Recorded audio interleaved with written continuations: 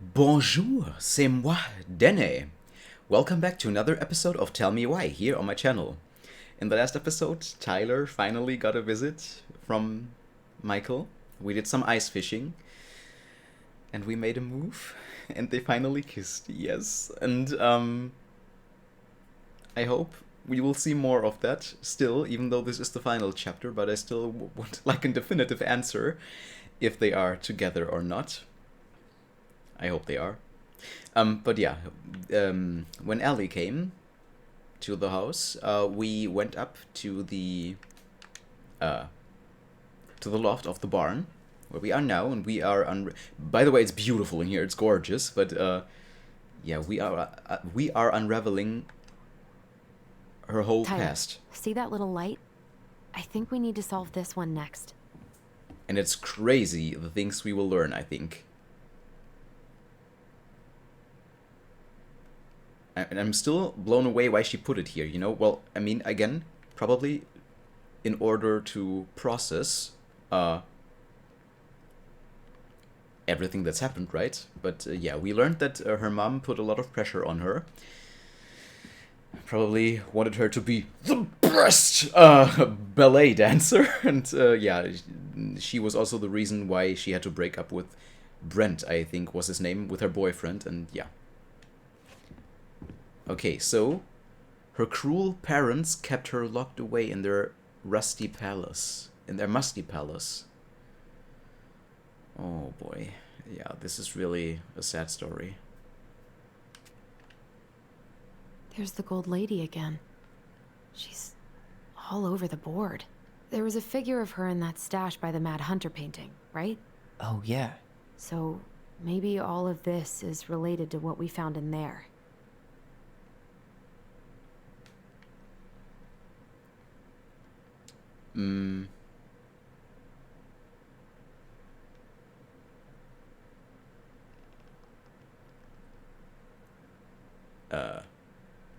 Well, we definitely have to move these sliding things around.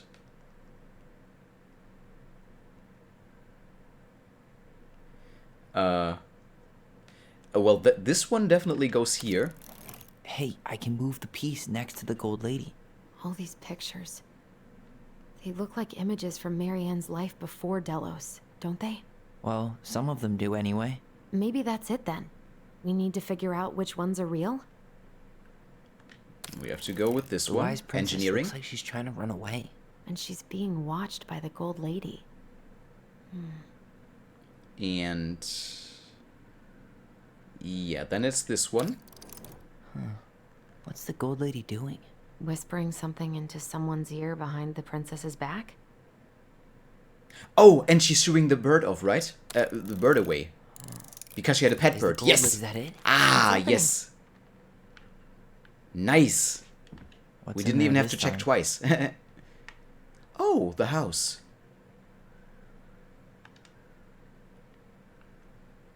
Is that And- Carol? Yeah, and Sam. Look Oh. at him. He's so young and happy. Wow.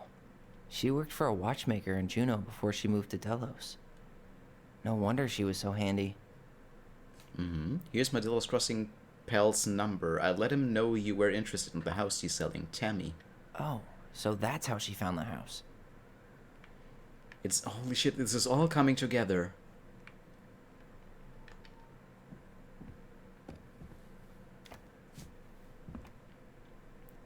Salmonberry Park, Kodiak Island, Eco Village, Arts Workshops. Oh boy. Salmonberry Park. Huh. Is that some kind of commune? Looks like it. So weird to imagine her living in a community like that. With, other people.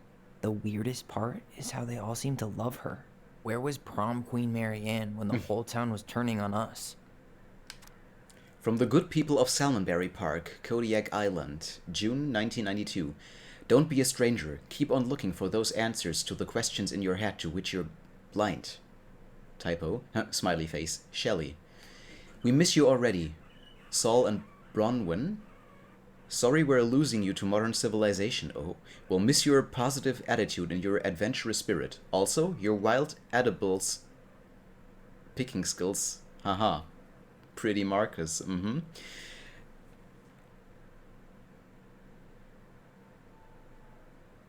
Yeah, anyway, bon voyage, Marianne, Rick.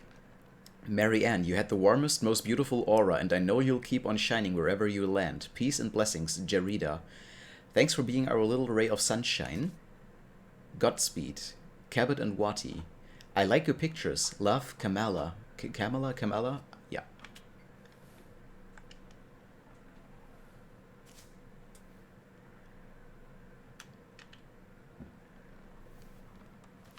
Oh, a letter from Dad. Father. May 17th, 1996. Mary Ann. I hope this letter finds you. But since you didn't leave any contact information, I will have to send it to your aunt and hope for the best. I am writing to inform you that your mother passed away last week. We just had her funeral reception. The house has been filled with people all day. Friends, family, colleagues, and church members.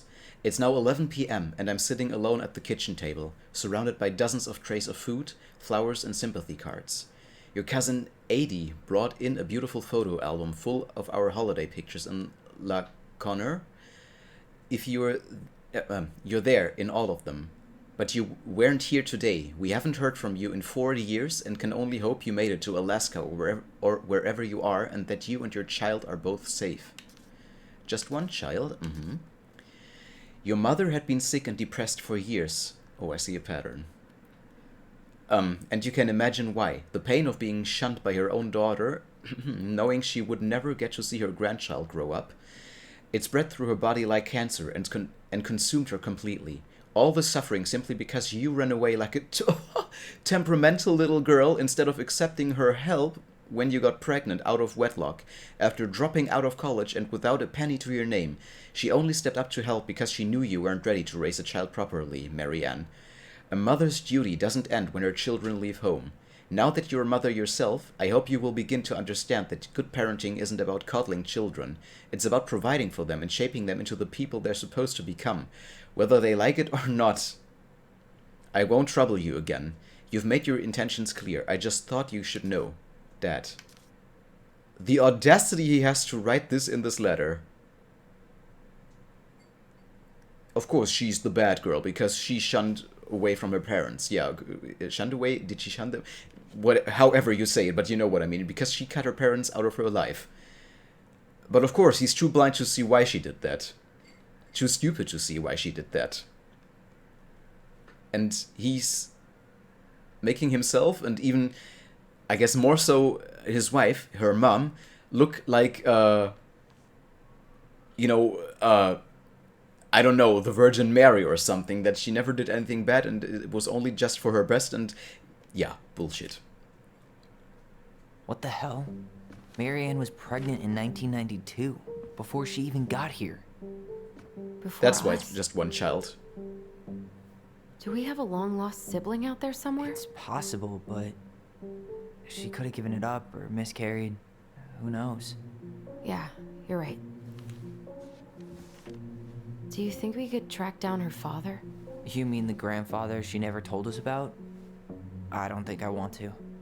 You're not at all excited about having more family. You saw the letter. I don't think we want any part of that. Fine. Let's keep digging. Oh boy. This is gonna get really spicy.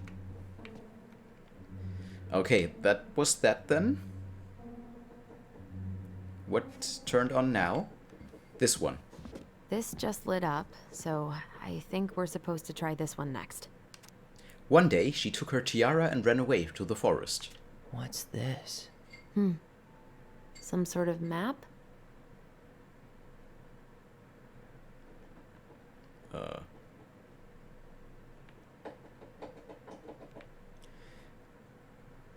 Ah! Yes. I do have a picture in my head, but I don't know when the clock would come in. Oh, I know. Actually, I do know. The castle? That's the gold lady's She castle. ran away from it. And then she had a No, actually, I think this one would be next. What's that plant thing on top? Oh, those are definitely salmonberry flowers. Hey, that degree in outdoor studies is paying off. And then she got the job Some at sort of clock? the thingy, and then she had dinner with Sam and This Carol, looks like a dinner party with the old bear and the very old beaver. and then she moved here. This is the princess's. It seems like. Okay, it's not then I doing got anything. two things Maybe wrong. It's broken. No, it's not broken. In that case, it's gonna be like Some this, I sort of think. clock? Maybe. And What's then that like this. plant thing on top? And then This this. looks like a dinner party with the And old then bear. this. This is the princess's. Damn it. No, Why okay. is nothing happening?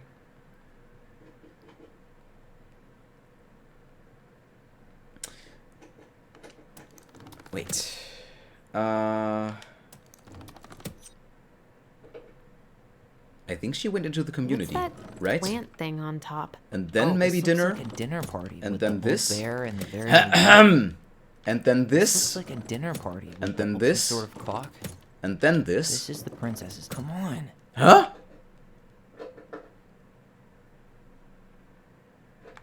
Wait.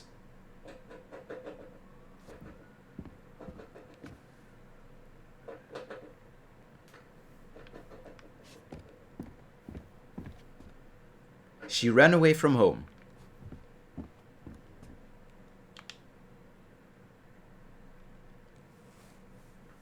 And wait, when was this signed? I guess the date would be a clue. Salmonberry Park. 1992. Huh. June Is that some kind of 1992. commune? Looks like it. And Wow. She worked for a watchmaker in Juneau before she moved to Delos. also June. No wonder she was so handy. So June 7th. June 7th. I have to check this again. June 7th. And just June. Salmonberry Park. Just June, okay? Is that some kind of commune? Looks like it. So weird to imagine her living in a community like that. With, other people. I The guess weirdest part is how they all seem to love that her. just means Where was prom queen Mary? we start at when the whole castle. town was turning on us. we start at the castle, and then it would be the commune. But what then?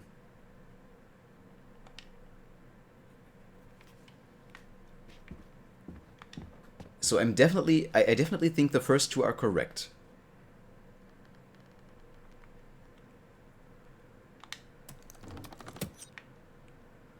This is the princess's house. Some sort of clock? Come on. Okay, I'm at a loss right now, to be honest. Because I'm sure this is right.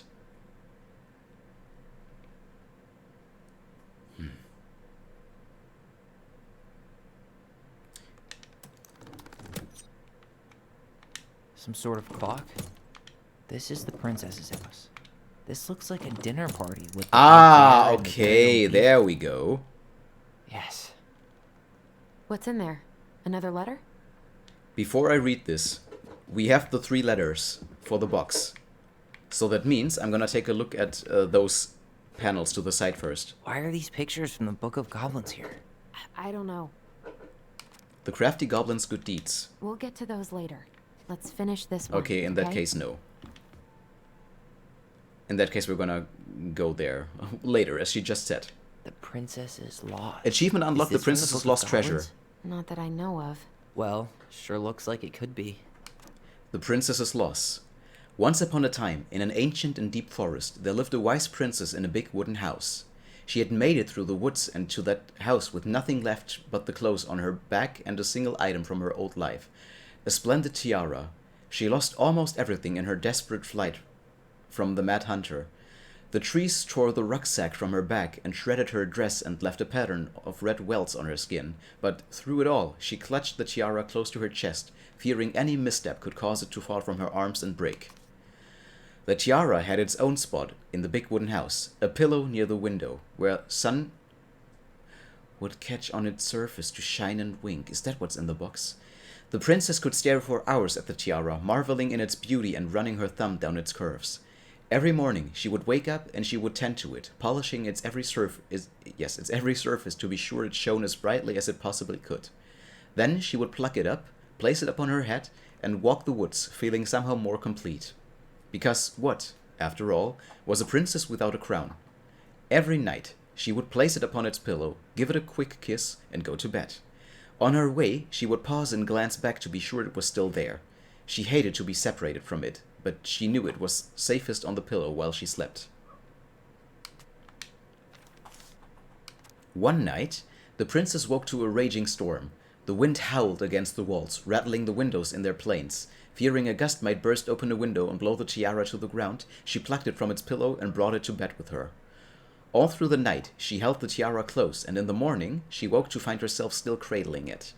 The storm had passed, and the princess relaxed. That day was the same as any other, though she perhaps gave the tiara an even more thorough cleaning, grateful as she was that nothing had gone wrong. That night, she placed the tiara up on its pillow, gave it a quick kiss, and went to bed, pausing on her way to be sure it was still there. In the morning, she woke and sensed, immediately, that something was wrong. In the living room, the tiara lay upon the ground, broken, dull and faded. Nothing else in the room had changed. The pillow was exactly where she had left it. The window was closed. There had been no storm, no wind, no sign that anything at all could have gone amiss. Only the broken tiara, mute upon the ground. She picked it up and held it in her arms, with a guttural cry, but though she tried to fix it and polish it, it was gone, beyond repair and with no shine left. The princess held the tiara through the day and through the next night, sitting in the same spot at the window where she...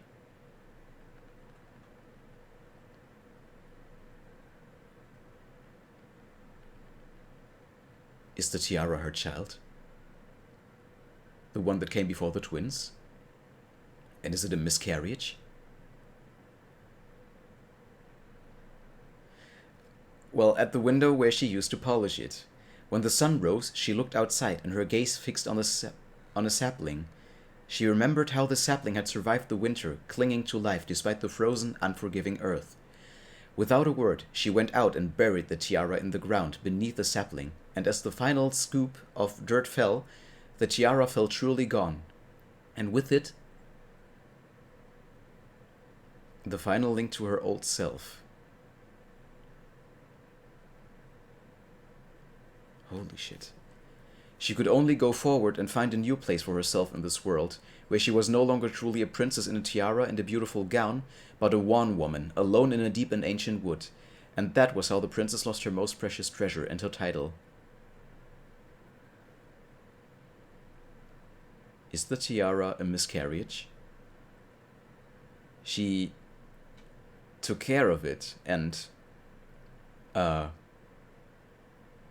made sure that the baby, I'm assuming that's what it is, would get all, or the embryo would get everything it needs. But then it turned out that it's a miscarriage. And maybe it was conceived with Brent, her ex-boyfriend, or with someone from the Salmonberry Park. And she wanted to leave, well, if it was Brent, she wanted to leave her past behind her. You know, the last link to her past self, which would be the baby in that case. Did she bury it? Did she actually bury a dead baby beneath the sapling? Looks like a drawing is coming up next.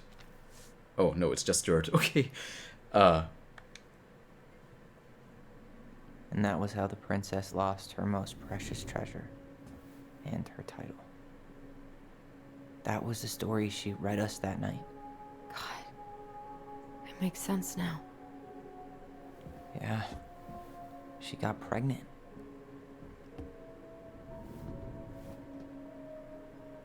And she ran away to start a new life.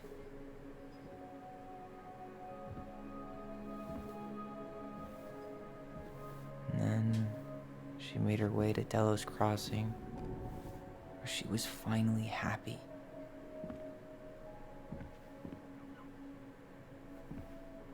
But then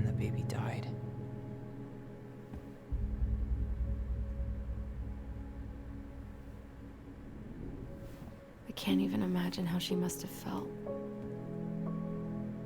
She left everything behind. Built a whole new life for him.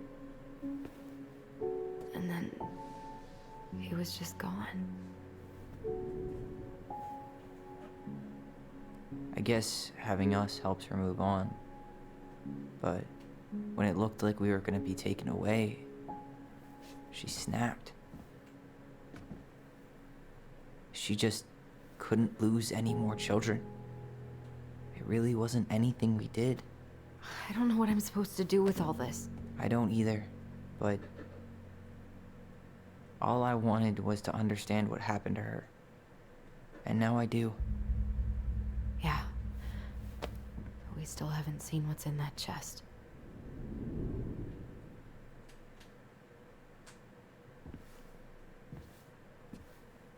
Okay, so how do we open it? Just a second. There she finally found happiness. I'm gonna take a look at everything first. The princess lost her most precious treasure. That's why it all happened. I still can't wrap my head around it. Yeah, me neither, so I was right about the miscarriage.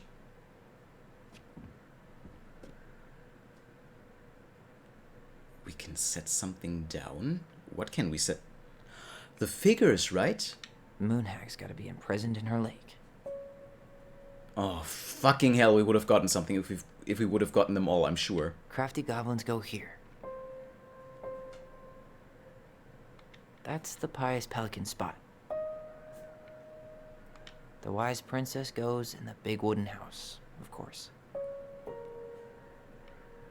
The mad hunter, always on the princess's trail. There's one missing. Fucking hell, there's one missing. I can't believe it. Can I take a look at this now? Tyler, we're not done with this one. Okay. Oh, wait, actually, in that case. Here, the secret keeper, hiding secrets in the clouds. Gold Lady stays locked up in her castle. Back in your pond, Big Frog. We'll let the mangy muskrat have his rock back. The Ice King goes in the forest, obviously. There you go, stalwart moose. And now we need the so we need 2 more cues. But we won't get them because we didn't find the fucking collectibles. I don't fucking believe it. Where were they hidden? I checked everything. Alright, should be easy enough. Yeah, if I would have taken a look at the letters. So once more. O L E. The princess lost her most... Alright, should be easy enough. O L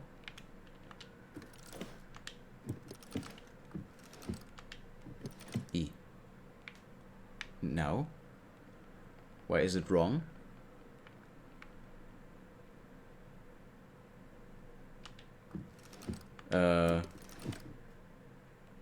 ELO?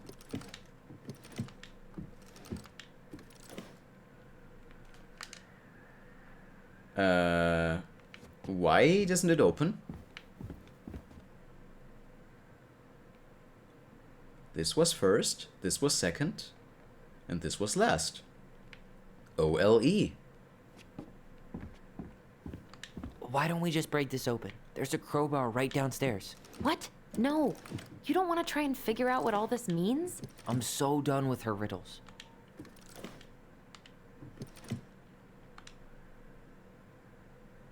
I'm sorry? What do I not get? OLE. EOL, maybe? The princess lost her... Fuck's sake, crowbar stop looking sounds at it. Pretty nice right now. I forgot what I wanted to do. Great. EOL. That crowbar is sounding pretty nice right now. EOL.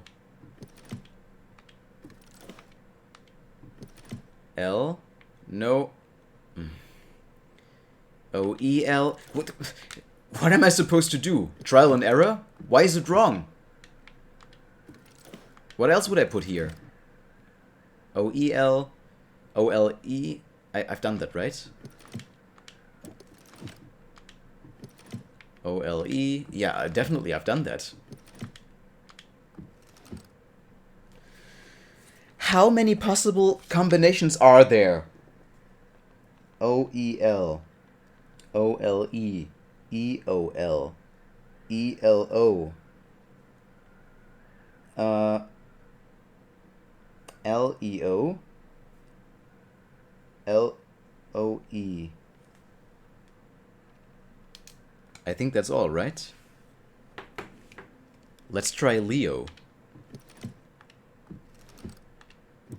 Because that would be a name.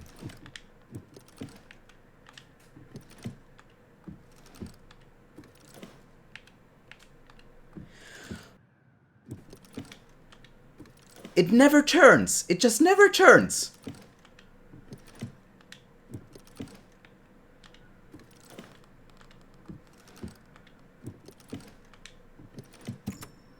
Yes. Okay.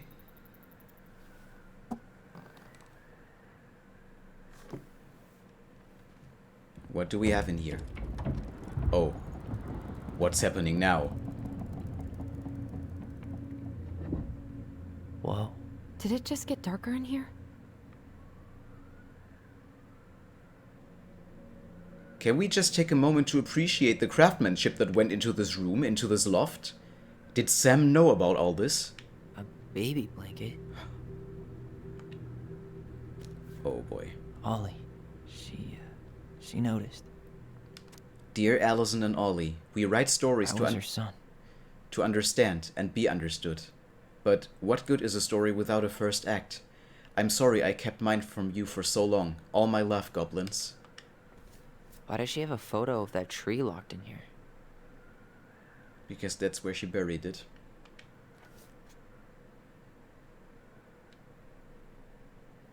Is that... Leo Ronan. Remember the photo Sam showed us? There was just one child next to Why didn't she tell next to us about Marianne. Why didn't she tell us any of this? I mean, it's fucking terrible. That's why. So it's not a miscarriage, but he died Aly, after did being we born. do the right thing opening this? We did. It's better we know what happened, even if it's hard. And there's one more thing we need to see. Are you sure? Yes.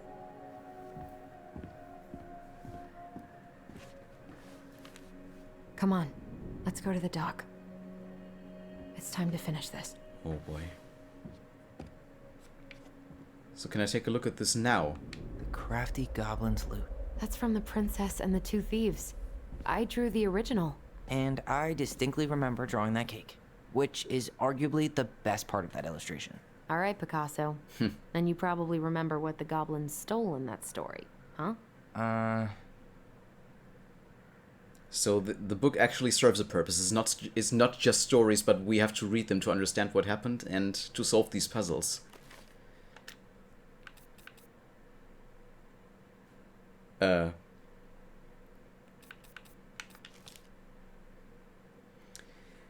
What did we steal?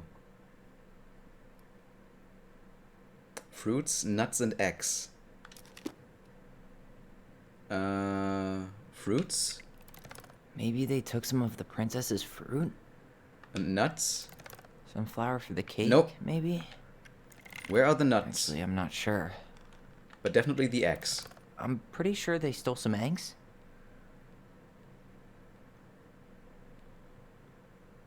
There are no nuts. Did they steal candy? No. Where are the nuts? Some flour for the cake, maybe? Huh? Actually, I'm not sure. What if they took some spoons? Okay, apparently they took some spoons. That's it. I always wondered where that drawing went. She said it was her favorite, and then one day it just disappeared. You are the best mom in the world. The prettiest princess.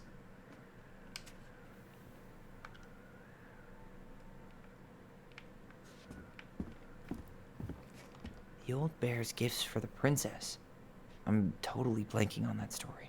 What did he give her again? Why don't we open up the book and check? I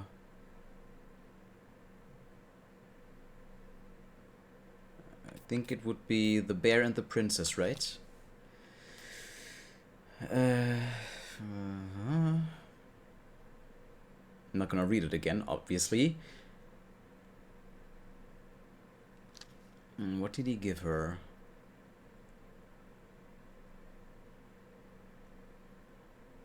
Salmon, ripe berries, newly bloomed bluebell. Would this be salmon? Yes. Fresh caught salmon? Some roses, maybe? No. Maybe not. Hazelnuts. Nope. Actually, I'm not sure. A newly bloomed bluebell? A handful of ripe berries? Yes, there we go. Nice. Man, he had it bad. Just couldn't let go. Sorry for the note under the door, like a prison inmate. You okay? I stopped by and rang a couple times this week, but you didn't answer. I could see the light in the hayloft, so I figured you were in, but didn't want to talk. I hope I didn't ruin everything. I know I probably came on kind of strong, but the thing is, I don't know how to talk to a woman like you. You are strong and kind, and you know so much. It's hard for me to not know how to keep up. I guess all that went to my head. But I want you to know I got the message, and I'm gonna get out of your hair now, and there doesn't need to be any bad feelings. We can pass in the streets, and and say hello or not. It's okay. P.S. I noticed your car was leaking, so I put some sealant in there. You might need to take it to the shop though. Let me know if you want me to come with you, because sometimes these guys try to rip you off. If not, no big deal. Sam. We have 2 more to go. The very old beaver's repair list. That's the story where the princess's house gets damaged by a storm and the animals help her fix it. Yeah. What did they do to fix it again? Well, definitely the support post.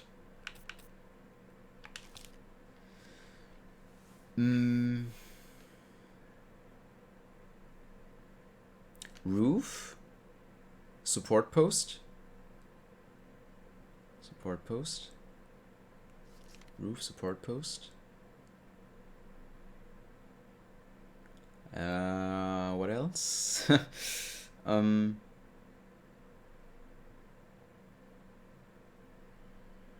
Roof support post.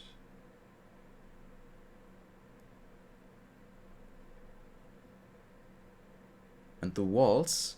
Maybe the walls? Yes. Roof. She fixed the roof shingles. The support post. She slapped the post with her tail to write it. And the wall. She fixed the planks that... All right. Aha! Damn. That must have been rough on Eddie. Yeah, he doesn't really like to talk about her. Dear Mary Ann, you cover your ears every time I try to have this conversation with you, so I thought I'd have a better chance doing this in a letter. I know you don't like saying goodbye, so I'll keep my melancholic rambling short and sweet. I want to thank you with all my heart for taking care of me for these past few months. I can't even imagine how exhausting it must have been for you to look after a sick old lady when you also have 2 small children at home. I know you want me to keep fighting this disease and hoping for recovery, but it's always been a great strength of mine to know when it's time to let go. And that time has come. I'd like to ask you for one last favor. Please take care of Eddie after I'm gone. My poor boy puts on a brave front ever since his father died, but I know he's in pain. I would be so much more at peace knowing he still has family. Maybe he could teach the kids how to fish? Oh my god, he loves spending time with them. Thank you for the warmth and the peace you brought to my life. Give the kids a kiss from me, will you? Carol. Oh my god, the entire game is coming together now. At the start of chapter 2, I was talking about this a few episodes ago. Remember when Mary Ann took the photo of Eddie and the twins, and then again how they were on the porch or the balcony with the fish? She did this because of the letter. She asked him to teach them because of the letter. And then Mary Ann just died, and he had no family anymore. crafty goblins' good deeds?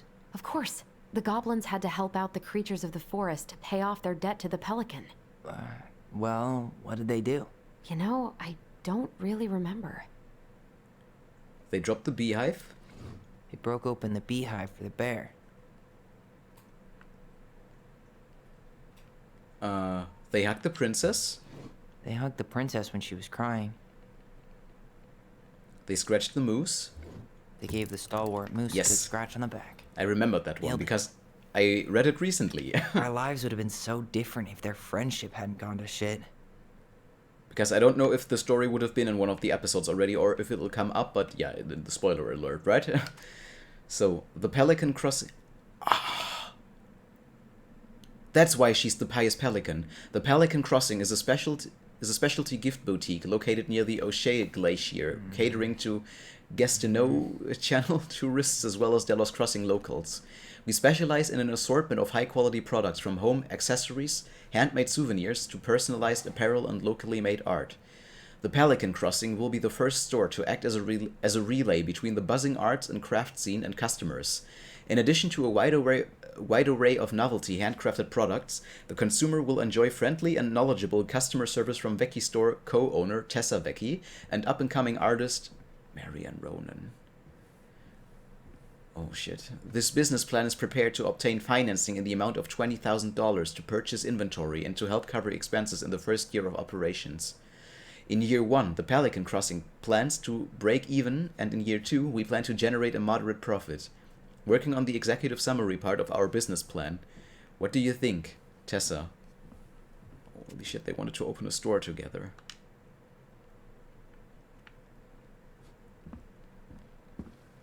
Oh my god. Marianne.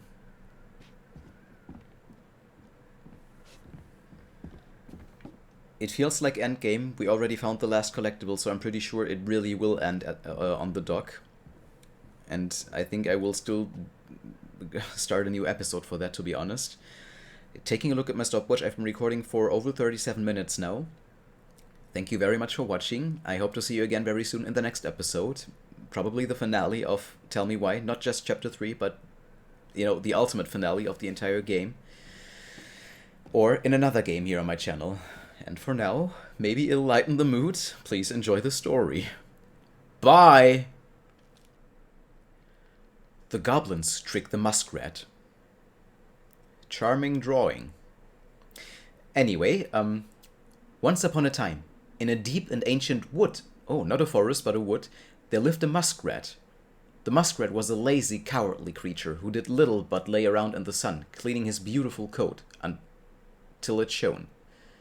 One day, the muskrat found the crafty goblins playing King of the Mountain on his favorite rock. He was too cowardly to confront them directly, and so he retreated to a safe distance, and then pitched a stone right at the hornet's nest hanging overhead. One of the goblins saw him do it, but before she could say anything, the hornets emerged, furious, and chased the goblins away, stinging them. With the rock empty, the muskrat claimed his spot. When the goblins returned, they asked the muskrat, "Why did you do that?" I don't know what you're talking about," he said, turning away to ignore them. The goblins knew that the muskrat cared for nothing but his coat, so they devised to steal it in order to teach him a lesson. As the muskrat lay in the sun, he spied the goblins strutting by. Their skin was covered in flecks of gold. "Goblins!" called the muskrat. "What happened to make your skin shine that way?" "When we were attacked by the hornets, we ran and ran until we found a pool by the glacier. We dove in and then came out this way. Came out this way. Came out this way. Yeah, that's how you say it. Would you show me this pool?" asked the muskrat. The crafty goblins led the muskrat to a pool. The muskrat looked at the pool skeptically. It looks like a pool," he said. The goblins chuckled and shrugged. "You don't have to jump in if you don't want to. But what do you lose if you try? And if it works, why, you will be the most beautiful creature in the whole of the forest." With visions of his splendid coat in mind, the muskrat jumped in. When he emerged, he was disappointed to find that nothing had changed. Said one goblin. Maybe you have to be stung by the hornets first, just like us. The muskrat hesitated, because getting stung would be painful. Seeing his hesitation, the goblin added, "If it works, you will be the most beautiful creature in the whole of the forest." The muskrat decided it was worth it. So, he returned to the hornet's nest and pitched a stone right at it. The hornets emerged, even more furious this time. They chased the muskrat, stinging him repeatedly, until he jumped into the magic pool. The muskrat was disappointed to find that, once again, nothing had changed. "I wonder if the magic only works for us," said one of the goblins. "Would you like me to jump in?" Oh, sorry. No, it's not the muskrat saying that. Would you like me to jump in? Would you like me to jump in with your coat? The muskrat hesitated. "If it works, you will be the most beautiful creature in the whole of the forest." With visions of his splendid coat in mind, the muskrat agreed. He slipped it off and handed it to the goblins. Without his coat, the muskrat was pale and covered in scabbing welts. Instead of jumping in the pool, one of the goblins ran away with the coat, laughing. The other pushed Muskrat into the frigid pool, and as water splashed the goblin, the gold flecks ran, revealing that they had only ever been painted on. The muskrat cried so pitifully and made such a clamor that he awoke the Ice King, who came down to the forest to see what had happened. When the Ice King saw the muskrat, he laughed, only further infuriating the creature. "Tell me what happened," said the Ice King. Both the muskrat and the goblins told their sides of the story, and the Ice King considered the case before him. "It is true that the muskrat is vain, and he thinks of nothing but himself," concluded the Ice King. "But he needs something to keep him warm in the water and the snow." So the Ice King was decided. The muskrat would get his coat back, but it would be patchy and unkempt. After that day, he became known as Mangy Muskrat. And that is how the goblins tricked the muskrat into giving up his coat, and how he got his name. Okay. Now I'm not so sure anymore if it's really supposed to be Tom Vecchi, the Mangy Muskrat. Well, I guess it doesn't matter who the Mangy Muskrat is, but it's a very nasty story. You know, he was nasty to... He threw a fucking stone at a fucking hornet's nest so that they would be attacked by the hornets. But they tricked him in doing the same to himself, and then they pushed him, like, naked into the water. And... Yeah, I'm not so sure anymore if that's really Tom Vecchi. But it's still a nasty story, that's for sure.